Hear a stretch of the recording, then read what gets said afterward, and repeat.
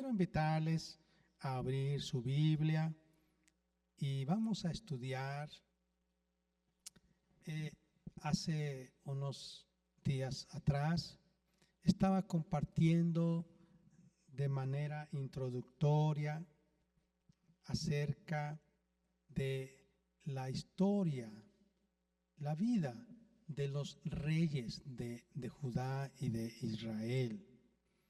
Y yo creo que Dios nos enseña, porque la Biblia dice en el Nuevo Testamento, y estas cosas se escribieron para nuestra admonición. Admonición es como decir, para que nosotros no solamente aprendamos, sino que digamos, cuidado, vamos a tener cuidado, vamos a estar alertas. Y hablaba de manera introductoria respecto de Salomón y su hijo Roboam. Y yo he visto a través de la lectura de estos pasajes, de estas historias bíblicas, que hay un común denominador.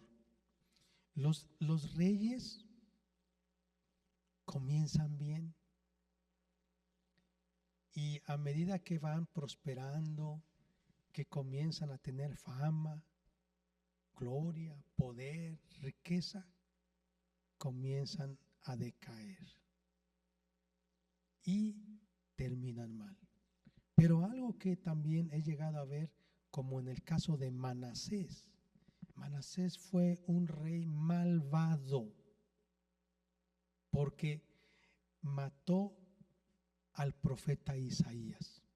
Cuando el escritor de la carta a los hebreos dice que por causa de la fe algunos fueron aserrados, esa es la mención cuando el profeta Isaías huyó del rey Manasés y se escondió en el hueco de un árbol.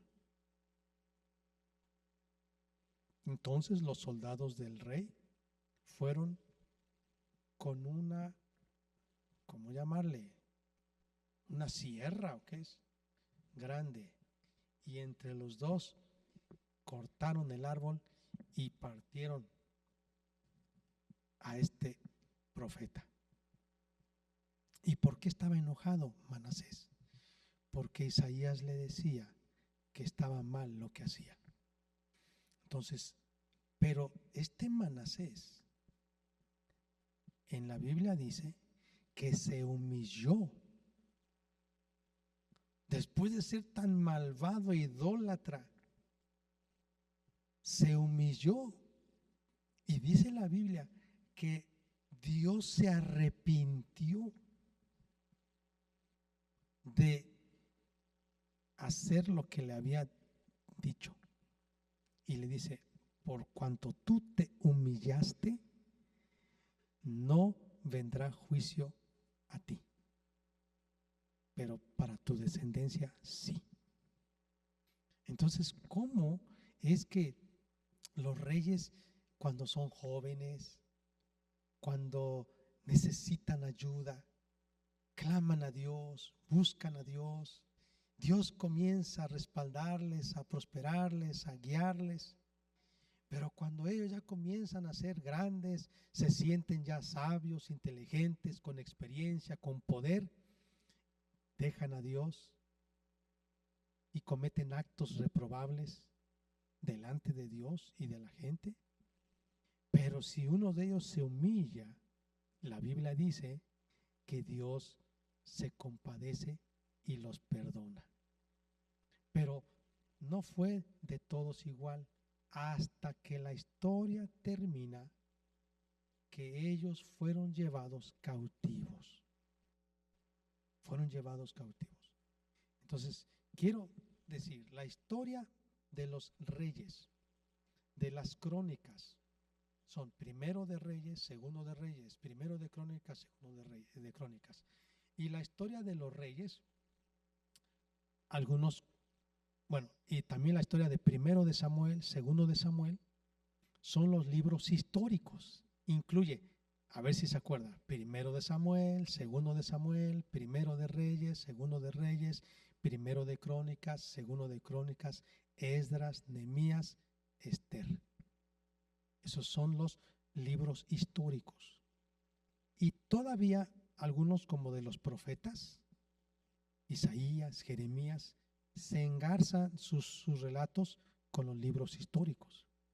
Pero si recuerdan lo que estaba diciendo, primero eran 12 tribus, pero a partir de la actitud mala de Roboam, se dividen esas 12 tribus, 10 que estaban ubicadas en la parte norte de todo el país de Israel, toda la nación, se quedan con Jeroboam.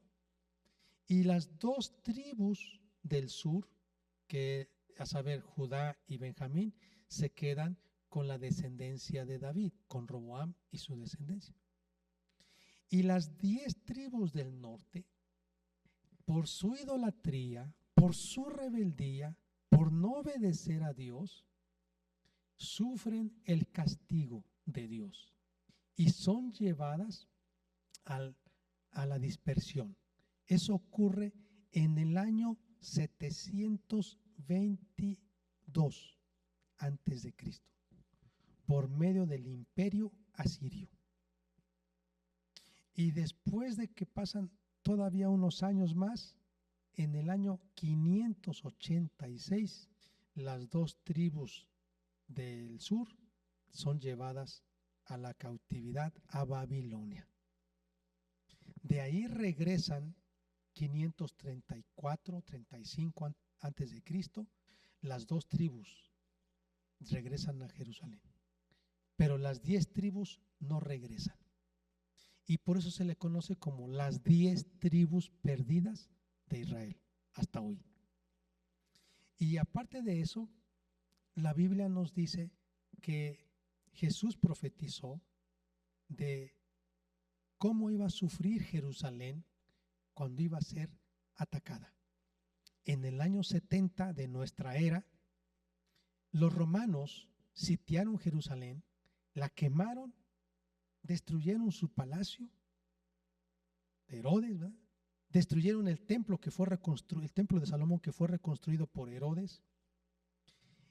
Murió mucha gente y huyeron.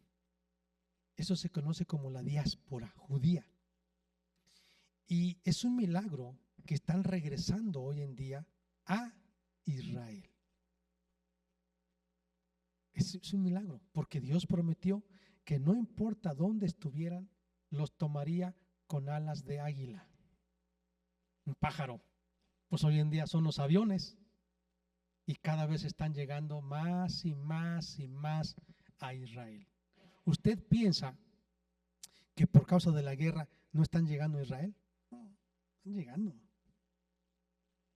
Y esos judíos, la mayoría de los judíos de ahora, ya algunos, ellos no han perdido su historia. Es más, leí hoy un documental que dice, los judíos están orgullosos porque no ha desaparecido esa nación. Pueblos están hechos polvo, como Nínive y Sodoma y Gomorra, los del Mar Muerto, pero el pueblo judío desde 2000 años antes de Cristo con Abraham hasta hoy, casi 4000 años, siguen vivos. Primero de Reyes, pero voy a contextualizar. Salomón reinó aproximadamente del 970 al 931 antes de Cristo y representa, junto con su padre el rey David, el siglo de oro de Israel. Salomón hereda de su padre David paz, riquezas, prosperidad y respeto de todas las naciones. Así que él llega al poder con una estabilidad económica y con una expansión territorial como nunca antes en la historia de Israel. Desde el mar Mediterráneo, Tiro, Sidón, Haifa, hoy en día, porque sí existen esos lugares, hasta el río Éufrates. Y cuando digo el río Éufrates, estamos hablando lo que hoy es en día Irán, toda esa parte. Los altos del Golán, Barsheba, que es Berseba, dice la parte sur, colindando con la parte abajo con los de Arabia Saudita y Egipto. O sea, su territorio de Israel en ese entonces era grande. La Biblia dice que en el tiempo de Salomón la plata era como las piedras, amontonadas. Casi no tenía mucho valor más que el oro. David había consolidado el reino militarmente. Dios le dio paz. David fue el que peleó. Y si ustedes ven en la historia, Salomón no se encuentra en sus relatos que estuvo en campañas militares. Salomón consolidó administrativamente su reino y lo elevó culturalmente. Salomón, cuando fue joven, le pidió a Dios sabiduría para gobernar. Se humilló, se fue a Gabaón, estuvo en ayuno, en oración, yo me imagino, porque dice que se fue y estuvo clamando a Dios. Y una noche Dios se le presentó y le dijo: por cuanto tú me has pedido sabiduría, no solo te la voy a dar, sino también te voy a dar riqueza y la vida de tus enemigos, es decir, paz. Así que Dios lo prosperó, siendo el hombre más sabio del pueblo de Israel. Israel vivía en una etapa de paz. Las rutas comerciales estaban bajo el control del reinado de Salomón. Hubo alianzas estratégicas con potencias regionales. Salomón se casó con una hija del rey de Egipto. Entonces fue una alianza estratégica, militar, política, económica, para extender sus dominios. También hizo alianza con el rey de Tiro, Hiram, para traer madera, árboles, y para que le trajeran tributo cada año: oro, plata, madera de cedro, de acacia, bueno, una riqueza. Dice la Biblia que de la administración del rey Salomón, y no solo del gobierno, sino de él mismo, mandaban buques comerciantes, vamos a decir, ¿no? Mercantiles, trayendo cada año riquezas y oro a Israel. Dentro de la arqueología se dice que han hecho excavaciones en Megiddo, en Azor, en Geser, y muestran grandes edificios administrativos. Algunos estudiosos lo relacionan con la época de Salomón. Hay restos de fortificaciones que indican el periodo de expansión y riqueza de Salomón. Hay inscripciones egipcias y fenicias que confirman que tenían redes comerciales con Israel en ese periodo. Vamos a ver en el capítulo 3 de Primero de Reyes un poco acerca de esto.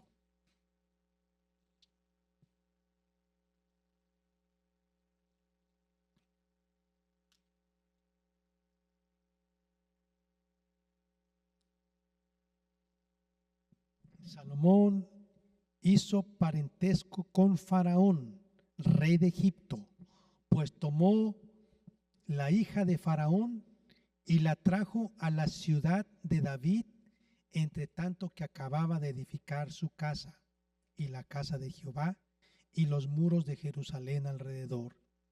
Hasta entonces el pueblo sacrificaba en los lugares altos. Había lugares que visitaba, por ejemplo, el profeta Samuel, Ramá, Gabaón, Shilo. Entonces el profeta Samuel iba porque todavía no estaba el templo. Dice, y hasta entonces el pueblo sacrificaba, o sea, ofrecía adoración en lugares altos, porque no había casa edificada al nombre de Jehová hasta en aquellos tiempos. Más, me gusta aquí, Salomón amó a Jehová andando en los estatutos de su padre David. Solamente sacrificaba y quemaba incienso en los lugares altos. Es como si fueran en los lugares escogidos para adorar a Dios. No era idólatra, todavía no era idólatra. E iba el rey a Gabaón, dice, porque aquel era el lugar alto principal. También había Silo, Ramá, otros lugares, pero ahí dice Gabaón. Y sacrificaba ahí 1000 holocaustos, sacrificaba Salomón sobre aquel altar. Era un hombre que amaba mucho a Dios. Versículo 5.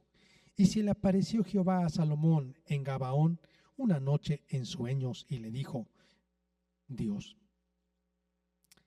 a él, pide lo que quieras que yo te dé. Y Salomón dijo, tú hiciste gran misericordia a tu siervo David, mi padre, porque él anduvo delante de ti en verdad, en justicia y con rectitud de corazón para contigo, y tú le has reservado esta tu gran misericordia en que le diste hijo, que se sentase en su trono, como sucede en este día. Ahora pues, Jehová Dios mío, tú me has puesto a mí, tu siervo, por rey, en lugar de David, mi padre, y yo soy joven y no sé cómo entrar ni salir. Y tu siervo está en medio de tu pueblo, al cual tú escogiste, un pueblo grande que no se puede contar ni numerar por su multitud. Da pues a tu siervo corazón entendido para juzgar a tu pueblo y para discernir entre lo bueno y lo malo, porque ¿quién podrá gobernar tu pueblo tan grande? Y agradó delante del Señor que Salomón pidiese esto. Mire, eso le gusta a Dios, que le pidamos a Él, que no confiemos en nuestras fuerzas. Yo recuerdo cuando comencé a predicar, mi primer sermón duró 5 minutos. 5 minutos me pidieron a predicar y yo me acuerdo, prediqué sobre el orgullo. Yo creo que andaba batallando con el orgullo y todavía batallamos, ¿verdad, hermanos? Sí o no, todos batallamos con el orgullo. Muchas veces depender de nosotros y no de Dios, porque la humildad es permitir que Dios actúe. Pero yo le decía, Dios mío, guíame, ayúdame, ¿qué voy a decir? Y miren, somos tentados muchas veces cuando ya somos mayores de edad, ya tenemos mucha experiencia, ya nos conocemos varios pasajes de la Biblia, a depender de nuestra sabiduría, de nuestra experiencia y no de Dios. Pero me gusta mucho, aquí dice la Biblia que a Dios le agradó lo que Salomón le pidió. Le pidió, ¿qué dice? Un corazón entendido. Dame un corazón entendido para juzgar a tu pueblo, para discernir entre lo bueno y lo malo, para que yo pueda gobernar. Y agradó delante del Señor que Salomón pidiese esto. Y le dijo Dios, porque has demandado esto y no pediste para ti muchos días, ni pediste para ti riquezas, ni pediste la vida de tus enemigos, sino que demandaste para ti inteligencia para oír juicio. He aquí lo he hecho conforme a tus palabras. He aquí que te he dado corazón sabio y entendido, tanto que no ha habido antes de ti otro como tú, ni después de ti se levantará otro como tú. Y aún también te he dado las cosas que no pediste, riquezas y gloria, de tal manera que entre los reyes ninguno haya como tú en todos tus días. Y si anduvieres en mis caminos, guardando mis estatutos y mis mandamientos, como anduvo David tu padre, yo alargaré tus días. Cuando Salomón despertó, vio que era sueño, y vino a Jerusalén y se presentó delante del arca del pacto de Jehová y sacrificó holocaustos y ofreció sacrificios de paz. E hizo también banquete a todos sus siervos. En aquel tiempo vinieron al rey 2 mujeres rameras y se presentaron delante de él. Y dijo una de ellas: ay, señor mío, yo y esta mujer morábamos en una misma casa, y yo di a luz estando con ella en la casa. Aconteció al tercer día después de dar yo a luz, que ella dio a luz también, y morábamos nosotras juntas. Ninguno de fuera estaba en casa, sino nosotras 2 en la casa. Qué interesante. Antes no necesitaban ellas de partera, probablemente, porque no menciona. Era tan fuerte cada mujer que dio a luz. Yo conocí a una mujer, la mamá del hermano Joel Hernández López, Eufrasia López. Muy fuerte esta mujer. Fue al campo a cuidar sus borregos. Allá en el campo le dieron dolores de parto, tuvo a su bebé y con una piedra cortó el cordón umbilical, le hizo el nudo, regresó a su casa cargando al bebé. Es probable que haya más historias de esas hace años entre su familia. Muy fuertes eran. Entonces estas 2 mujeres tuvieron a sus bebés en casa. No había nadie, tal vez los papás, el esposo estaban viajando y ellas dieron a luz. Dice la historia: y una noche el hijo de esta mujer murió porque ella se acostó sobre él. Ay, ay, ay, no sé qué pasó con esta mujer, pero se durmió de más o no sé qué le dio, pero mató a su hijo porque se durmió encima de él. Se acostó encima de él y se levantó a medianoche y tomó a mi hijo junto a mí, estando yo, tu sierva, durmiendo, y lo puso a su lado y puso al lado mío su hijo muerto. Probablemente lo cambió, ¿verdad?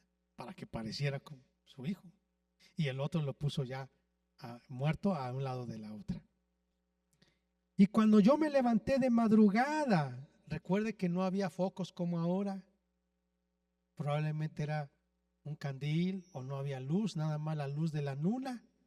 Entonces dice: me levanté de madrugada para dar el pecho a mi hijo. He aquí que estaba muerto. No sé cuánto tiempo tardó para darse cuenta que estaba muerto. Pero dice la Biblia: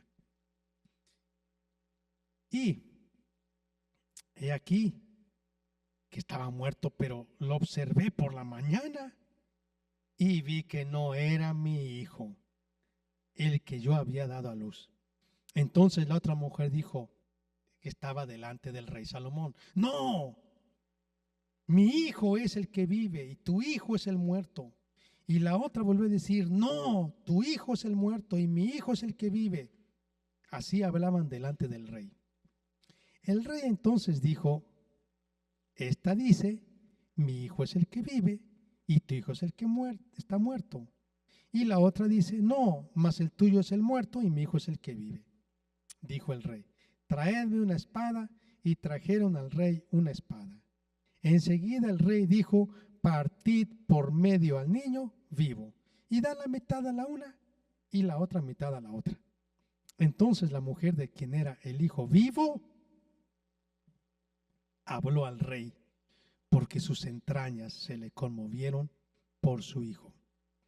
Yo me imagino que se postró y dijo: ah, Señor mío, dad a esta el niño vivo y no lo mates. Mas la otra dijo: ni a ti, ni a mí, ni a ti, pártalo. Entonces el rey respondió y dijo: dad a aquella el hijo vivo y no lo matéis, porque ella es su madre. Qué interesante esta historia, ¿verdad? Yo no sé si a usted se le hubiera ocurrido decir algo así. Cuando están sus hijos y usted tiene que decidir quién dijo la verdad y quién está mintiendo, quién se portó bien y quién se portó mal, y uno dice una cosa y el otro dice lo contrario, y por fin quién dice la verdad.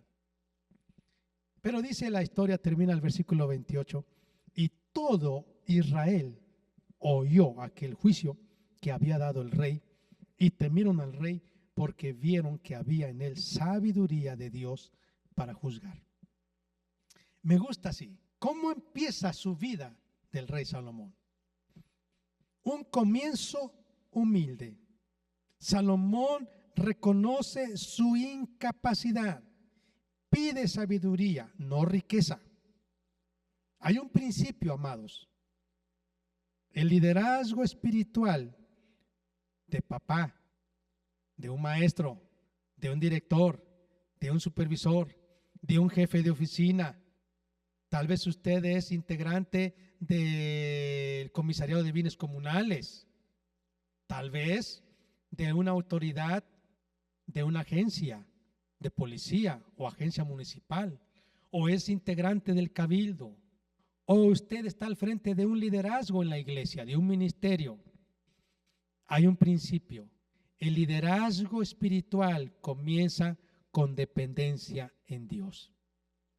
Y podemos ver que Dios le dio una sabiduría práctica. O sea, no era mucho conocimiento, sí, porque dice que disertaba sobre la agricultura, la ingeniería, las matemáticas. Era muy sabio. Pero la sabiduría tiene que ver con eso. Es cómo actuar en las cosas de la vida para decidir entre lo bueno y lo malo, lo mejor, lo excelente. Entonces, sabiduría. Y el juicio de las dos madres demuestra que hubo discernimiento moral, psicológico en ellas.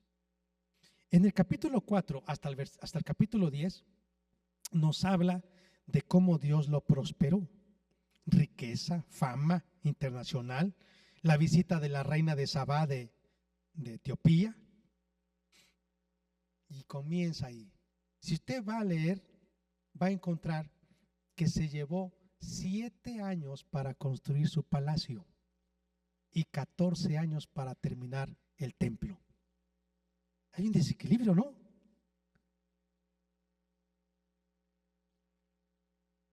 Obsérvelo. O sea, yo lo que dije, obsérvelo. Hay un desequilibrio ahí. No construyó primero el templo y terminó. Primero terminó su casa y su palacio y al último dejó el templo. Ahí empezaron las cosas mal, ¿eh? Y después vemos que comenzó a tener costumbres paganas. Como rey, comenzó a ver, hay otros reyes que tienen otras mujeres, yo también. Y comenzó a unirse en casamiento como rey, que le daba ese derecho, ¿verdad?, según la cultura. Y tuvo varias mujeres, reinas, paganas, idólatras. Y para agradarles, le construyó sus palacios y comenzó a permitir que adoraran ellas al dios de Sidón, a Baal, y terminó Salomón arrodillándose delante de esos ídolos. Porque sus mujeres quizá le dijeron: Salomón, ¿verdaderamente me amas? Acompáñame a adorar. Tráeme esto. Vamos a comprar para la fiesta. Y él, para no quedar mal, comenzó a complacer a las mujeres idólatras antes que a Dios. Así que, hermanos, quiero terminar. En el capítulo 11, quiero llevarles rápido para que usted vea. En el capítulo 11 está la historia. Él se casó, dice el versículo 1, amó, además de la hija de Faraón, a muchas otras mujeres extranjeras, a las de Moab, a las de Amón, a las de Edom, a las de Sidón y a las Eteas, perdón. Ya no quiero decir cuántas, pero usted debe saber. Dice que eran 700 reinas y 300 concubinas. 1000 mujeres. Algunos bibliólogos o biblistas dicen que como no, y sí, eso sí es cierto, no se sabe exactamente cómo se traducen los símbolos, los números no se sabe cuántas mujeres, si realmente eran 1000, algunos dicen que eran menos de 100, haciendo estudios sobre la escritura hebrea de ese tiempo. Pero lo que sí queda en claro es que este hombre comenzó a desviarse de Dios. Los matrimonios políticos introdujeron la idolatría. El problema no es el casamiento, es con quién se casa. ¿Con quién se casa? Sí influye mucho, hermanos, con quién te vas a casar. Y él no escogió bien y desviaron su corazón. Vamos a orar, hermanos.